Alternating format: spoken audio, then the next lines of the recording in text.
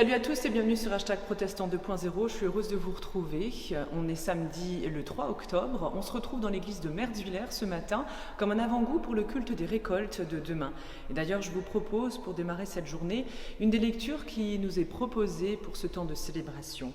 C'est au livre de l'Ancien Testament du Deutéronome au 8e chapitre à partir du verset 7. Ce sont les tentations qui sont dans le pays promis et voici ce qu'il nous est dit. Le Seigneur votre Dieu va vous faire entrer dans un bon pays, arrosé par des torrents et par l'eau de nombreuses sources qui jaillissent, des profondeurs dans la plaine ou dans la montagne. C'est un pays où poussent le blé et l'orge, la vigne, le figuier et le grenadier, un pays qui abonde en huile d'olive et en miel. Le pain ne vous y sera pas rationné et vous n'y manquerez de rien. De ces roches, on peut extraire du fer et de ces montagnes du cuivre. Vous y aurez de quoi vous nourrir abondamment et vous remercierez le Seigneur votre Dieu de vous avoir donné ce bon pays. Prenez bien garde ensuite de ne pas oublier le Seigneur votre Dieu en négligeant d'obéir à ses commandements, à ses règles et à ses lois, celles que je vous communique aujourd'hui.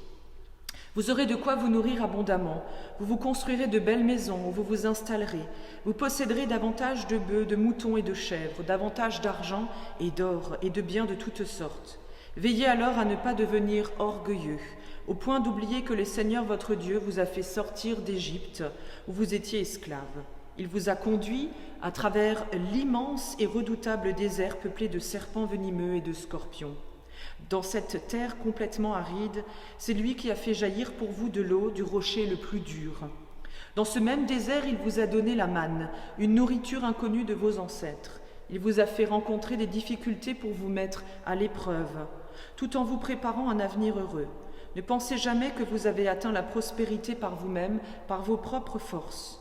Souvenez-vous, c'est le Seigneur votre Dieu qui vous donne les forces nécessaires pour atteindre cette prospérité, et il confirme ainsi aujourd'hui encore l'alliance qu'il a conclue avec vos ancêtres.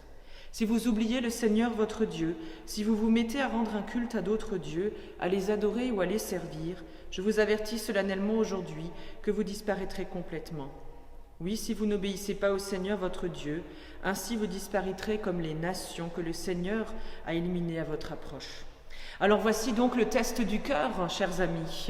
Le pays promis est présenté ici comme un nouveau paradis, on peut le dire, un paradis terrestre. Toutes les ressources y sont abondantes.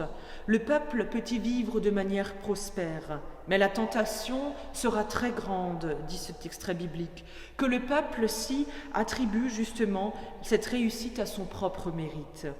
La manière de recevoir ce cadeau va révéler ainsi si celui qui le reçoit a un cœur reconnaissant et qu'il est fidèle ou bien qu'il a un cœur ingrat. L'importance de la fidélité au Seigneur ici et les dangers de l'idolâtrie reviennent comme un fil conducteur.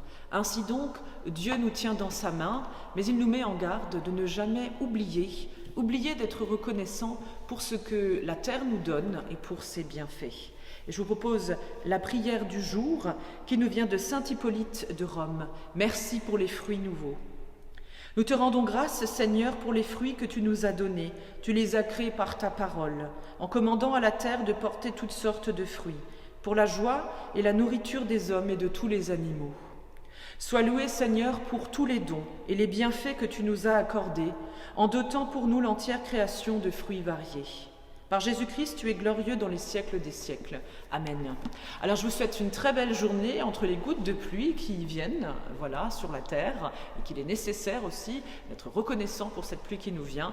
Et je vous propose de nous retrouver demain matin pour un temps de célébration et de culte live en vidéo. On sera ici même en direct à Mertzwiller et on vous proposera un culte de rentrée et également un temps de célébration pour le temps des récoltes. Je vous dis alors à demain.